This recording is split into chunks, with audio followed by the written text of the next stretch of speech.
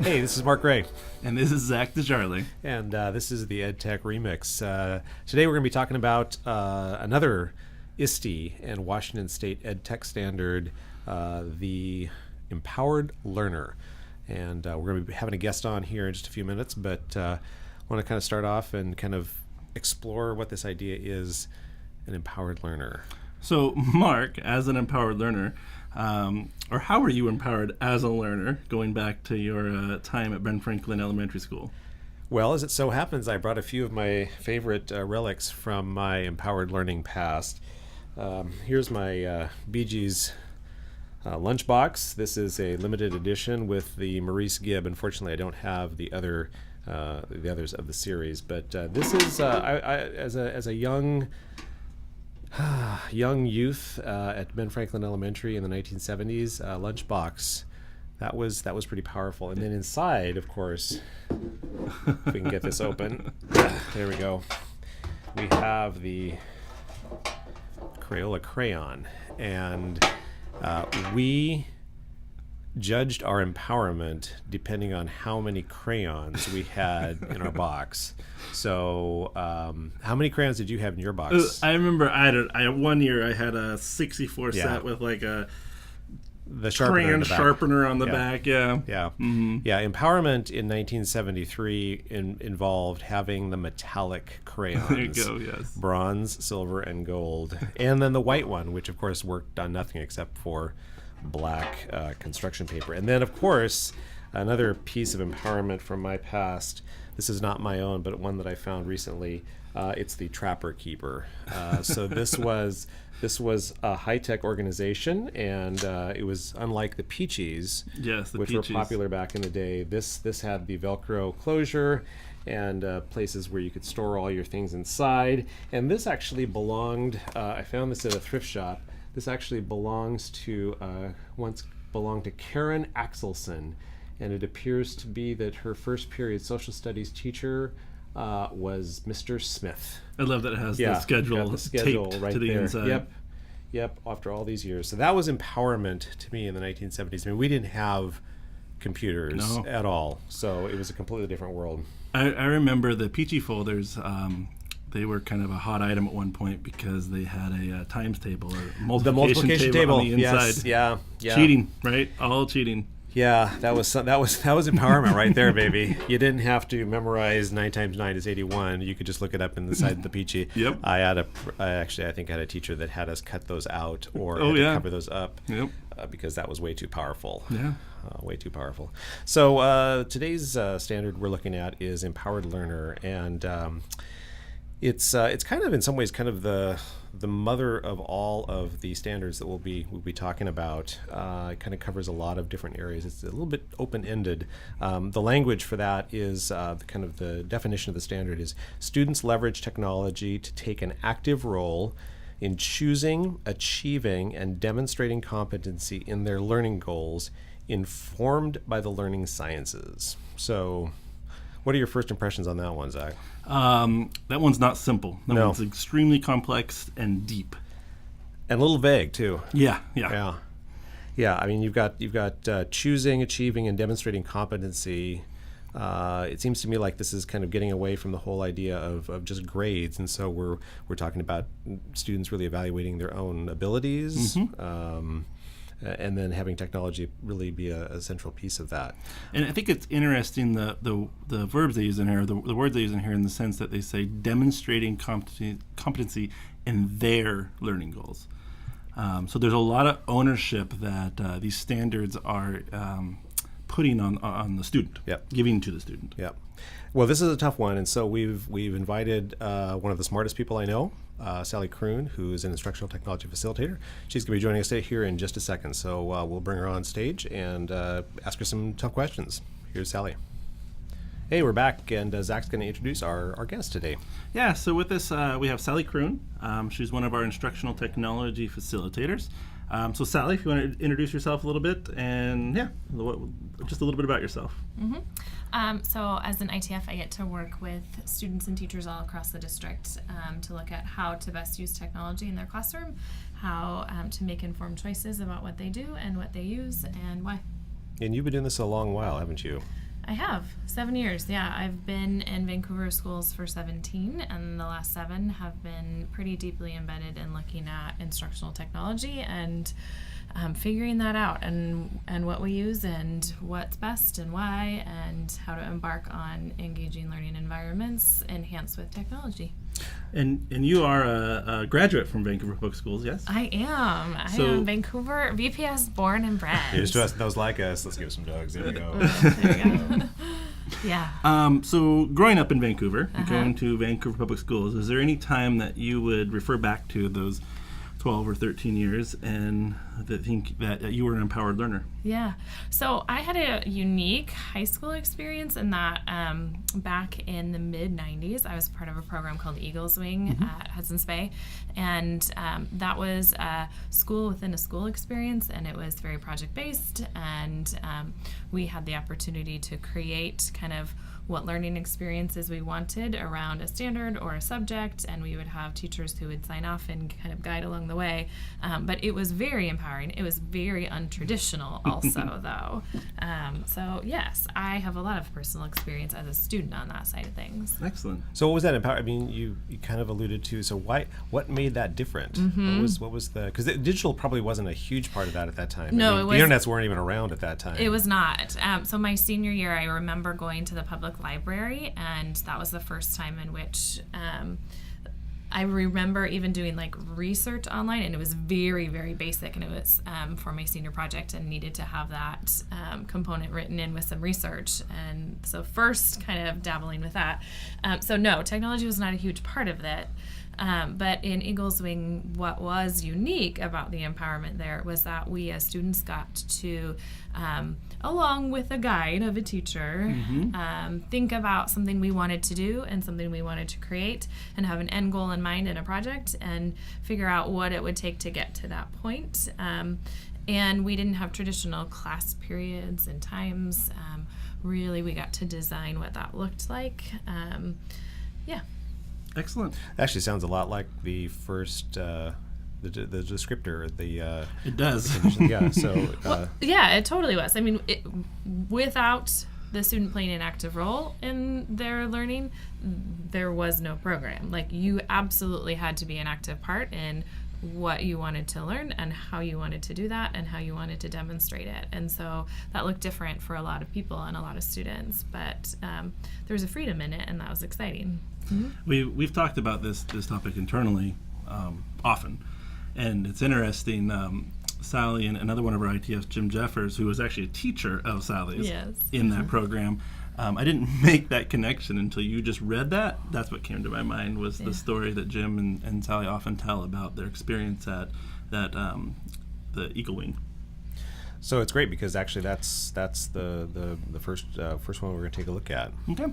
So I will read the kind of the first substandard, and then we'll follow up with any questions or thoughts on that. And I think with this particular empowered learner, there are 4 subsets as well. So the first one: students articulate and set personal learning goals, develop strategies leveraging technology to achieve them, and reflect on their learning process itself to improve learning outcomes. So kind of a mouthful there. Anything that comes to mind outside of Eagle Wing? I know you've already kind of talked about that a little bit. Maybe the relationship even with the teacher's role versus the student role. And I guess, how is that looking in terms of with use of digital tools? Because you've been using that now for 7 or 8 years here in the classrooms in Vancouver. Yeah. Well, what stands out to me in that one is that students have to be able to develop those strategies to use and leverage technology, and it's not always something that's innate for them. Sure. So that role of the teacher, while yes, the goal would be that the student can set those goals and can articulate what they want, that doesn't just happen naturally. And so the teacher needs to be able to come alongside and help the student maybe to determine what are the best tools to help them, maybe track their progress. If they are monitoring their reading progress, what's going to be that best app for that, or the best tool, or best data tracker, that kind of thing.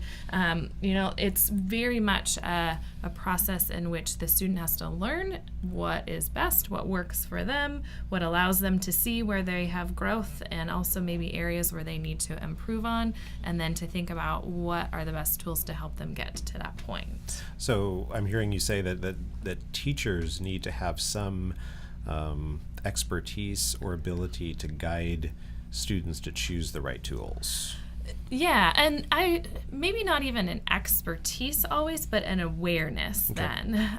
So that ability to know that there might be students who are going to become an expert in an app or a tool themselves in the classroom, and the teacher doesn't have to have the burden of knowing the in and out of every single thing, but an openness and a flexibility on the teacher side to say, okay, here's what I want students to be able to do. I want them to be able to track their reading progress or their writing progress, or we're going to be looking at brainstorming ideas for a topic, and I want students to be able to know how to best choose something. And that flexibility of a teacher to say, I might not have all the answers, but I'm willing to kind of open that up to explore, but also have an awareness to be able to guide those students who are struggling more so and who aren't going to be as self-directed initially and need some support in getting there.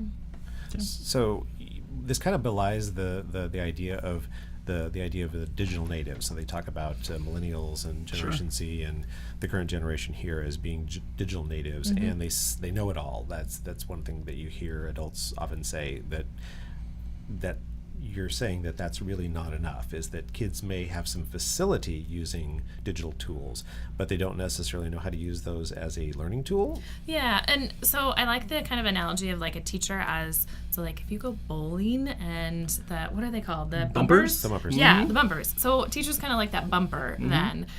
So oftentimes, yeah, a kid has that ability or a student has that ability to, okay, I know kind of where I'm aiming, but they might swing wildly and make some errors or make some mistakes along the way. And so that teacher can help be that bumper on the side saying, here's some best practices, or here's the way to use that device in a way that maybe you haven't been doing since you were young. You now need to think about how to use those tools academically in a different way now. And here's some suggestions. Here's some habits, some practices to think about then. So they're not necessarily like aiming the ball down for them, but they are helping to guide it along the way. And I do appreciate that the teachers are bumpers and not gutters. Yeah, true. I would not want to. No, I don't suggest that at all. Yeah, that's a tweetable quote right there. Yeah. So the next standard is students build networks and customize their learning environments in ways that support the learning process. So there seems to be a couple of themes here. The first is this idea of networks. And then by extension, there's this kind of this idea of collaborative and cooperative learning. So in what ways do students kind of build networks and collaborate? What does that look like? Because that's, again, coming back to my Trapper Keeper days, we had the Peachies up, we built the little forts around us, and we had to do our own work. And now, both good practice and as well as digital tools kind of suggest that students need to be reaching out and collaborating. So I guess, how do you do that, and what are the tools that help us do those things? Well, for one, I think that looks much differently depending on what grade level you are working with and the age of the students and their readiness level. So I've spent a fair amount of time in kindergarten classes as of late, which is something that, as a former middle school classroom teacher, is not my area of expertise. But so we've been introducing some kind of just beginning coding experiences to kindergartners. And for them, are they going to be creating this huge social network of digital collaborators?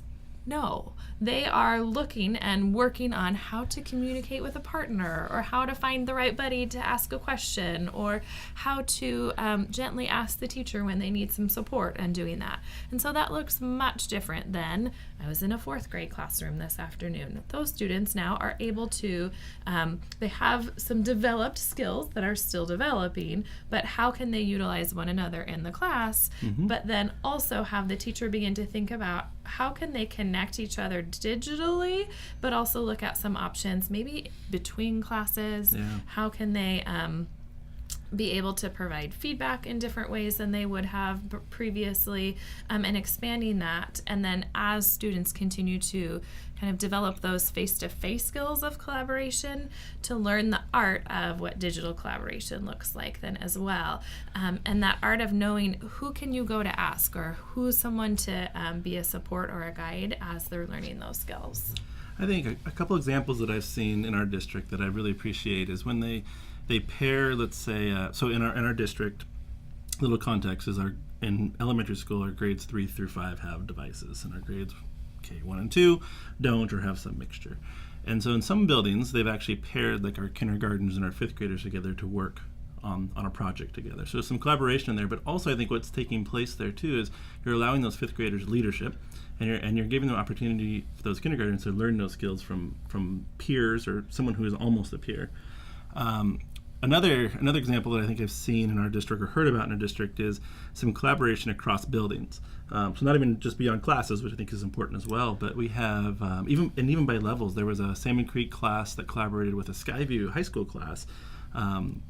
I think it had something to do with French or language or something like that. I can't remember the exact scenario, but how empowering it is for those students to be able to give feedback and work together in a very professional sense. Well, and oftentimes it takes the teacher who is kind of a gatekeeper. So thinking about, I had a 5th grade teacher who was recently doing a solar car challenge with the group of students, and that teacher just needed to have that idea of, you know what? I've got a friend at another school. Yeah. I could totally connect my students with those students. In that case, he was using a tool called Flipgrid, where students could record their solar car and then in a secure spot could share those videos with students at another school who were doing the same project. They would not have had the opportunity to connect and collaborate at all previously, but once that teacher said, you know, I bet I could, and ran with it, with that idea, and they could pair and match that right tool to the right purpose at the right time, which then allowed those students to have that network and could be able to, here's my video of my car, here's how it moves, this is what I've run into as a challenge, this is something that I've done to problem solve with that, oh, cool one, I want to see yours too. That kind of connection and collaboration between the two that was not possible before. Yeah.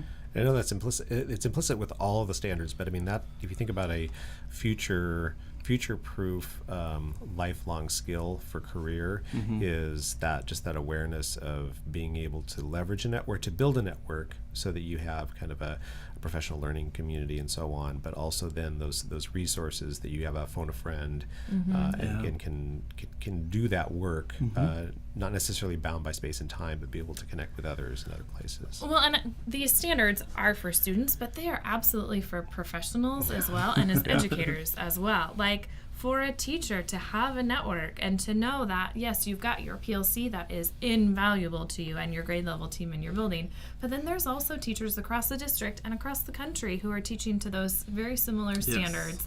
And it might be by sending out a tweet with a right hashtag, and you're going to get people who can answer who you would not have access to before. Yeah, and maybe that's our next podcast series, is we'll look at the educator standards. But I would agree with you. I think almost all these student standards. We just did a recent podcast on digital citizenship, and everything that we talked about training students is that we need to actually develop that capacity in adults as well. Yes. So I think networks are a really critical piece of that. Okay, so the next indicator, I'll read that one. It's 1C. And it's a little bit shorter than my last one. Students use technology to seek feedback that informs and improves their practice and to demonstrate their learning in a variety of ways. So we're looking at feedback and technology related or not. Kind of what sticks out to you on that one? So that idea that it informs and improves their practice, and that they can demonstrate their learning in a variety of ways. So that initial one, that informs and improves their practice, that idea of having a right match to a tool that can give them some, oh, yep, you got it right. No, you didn't. Now you can move on.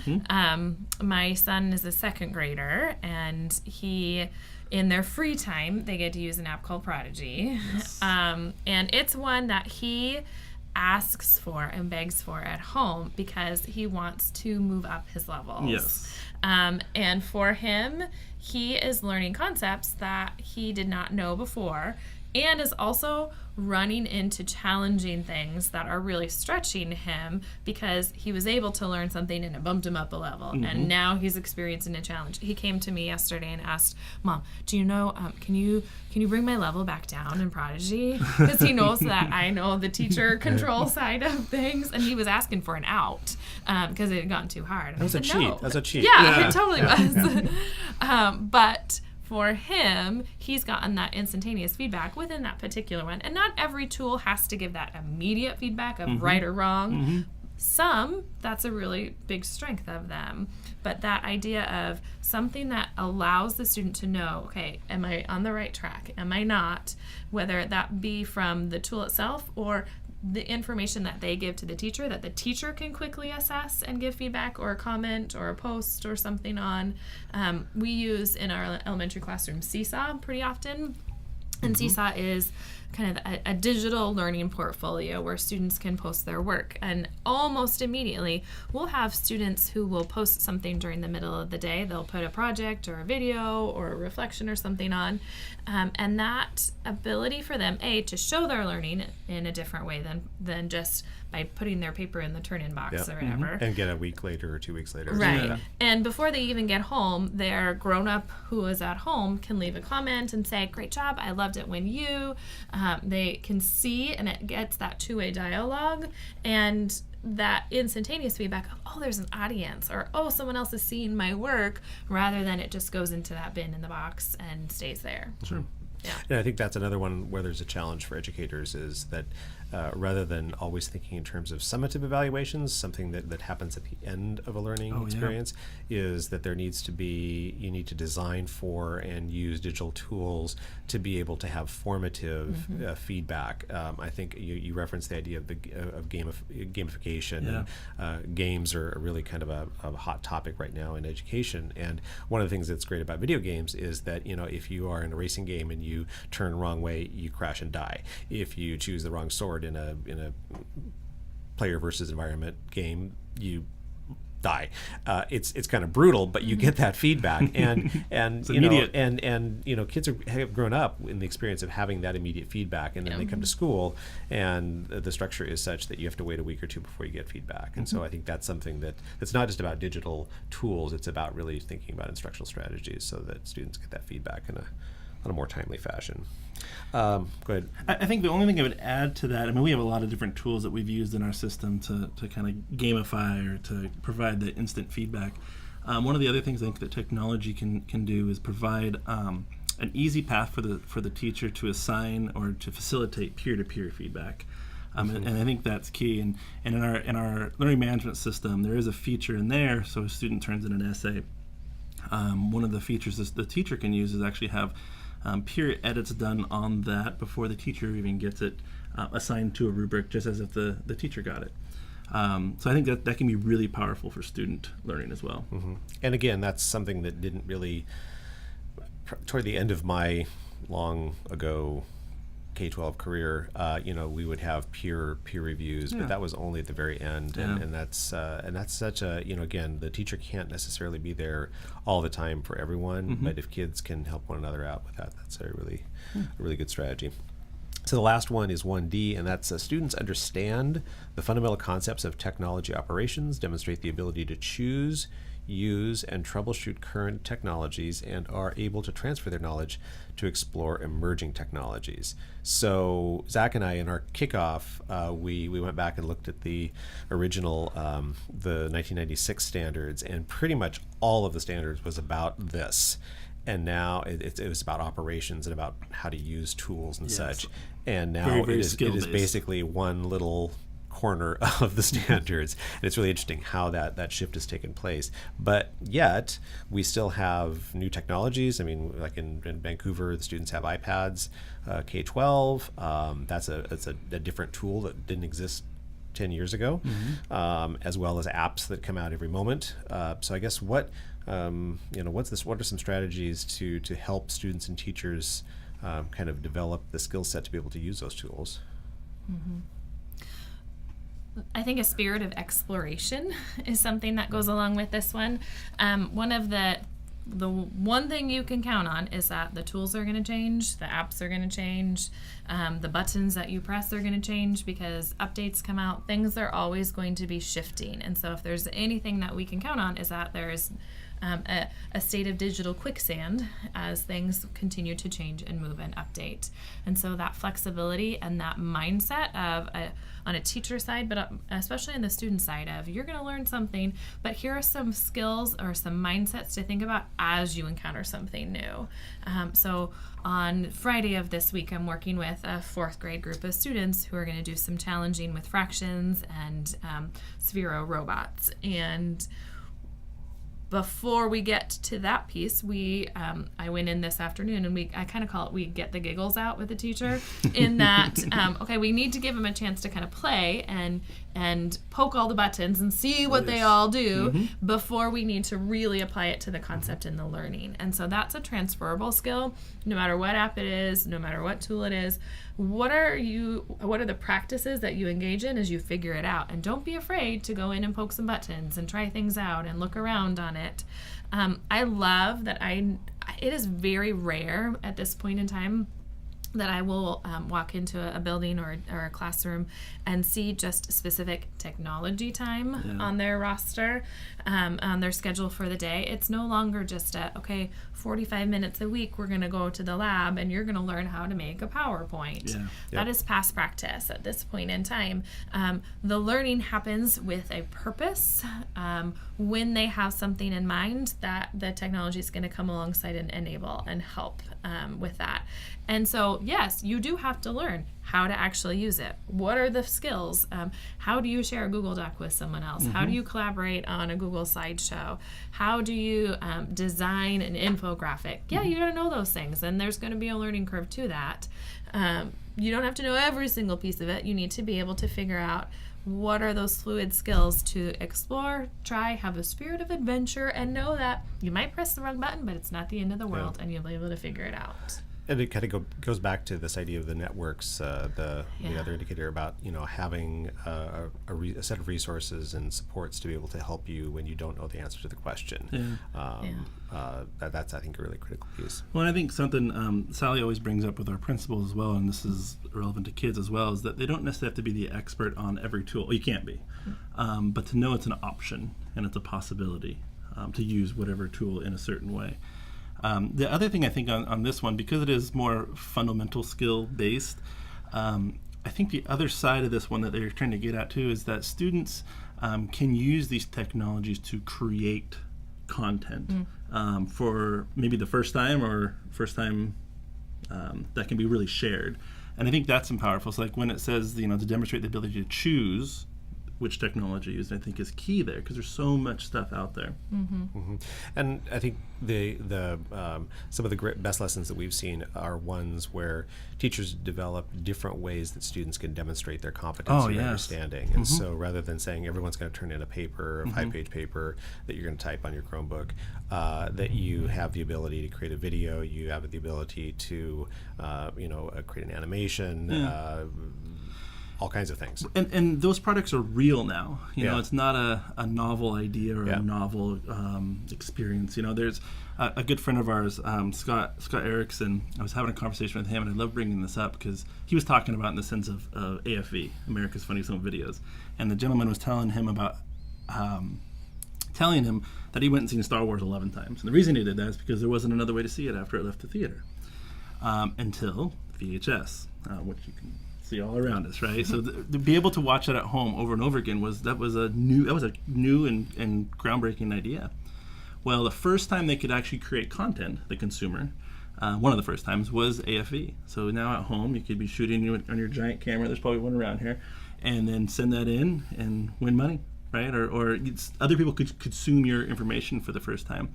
And I think in education, we're at that point to where students can actually create content that other students and staff and teachers can consume. And they do need to, this is a very, very important standard in the sense they need to know how to use these technologies and how to, maybe even more importantly, how to choose the correct ones for the job and audience at hand. That they're empowered. Yes.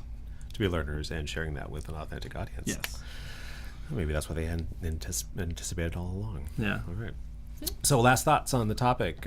We've covered kind of all the areas. So Sally, do you have any last thoughts? No, What do you other think? than I really love America's Funniest videos. Yeah, my kids are obsessed with that right now and really, really want to get on. And I don't know that they understand the concept that you can't like create They're gonna stage it. a stage a sure. moment for it. So.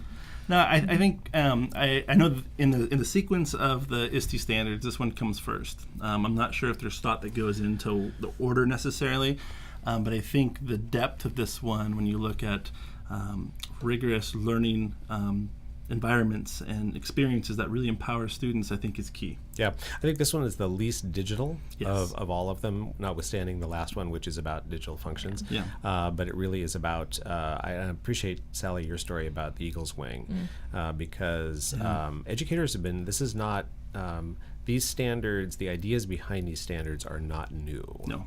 That the pedagogy and the thinking behind good instructional practice has always been with us. Yeah. And I had a similar experience when I was going to college that was similar to Eagle's Wing.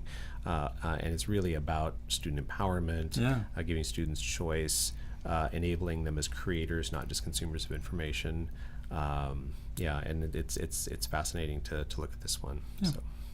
All right, well, we've used up another half hour of your time, but we appreciate you tuning in. I'm Mark Ray. And I'm Zach Desarley, and thanks for joining us. And this is EdTech Remix. We'll see you next time.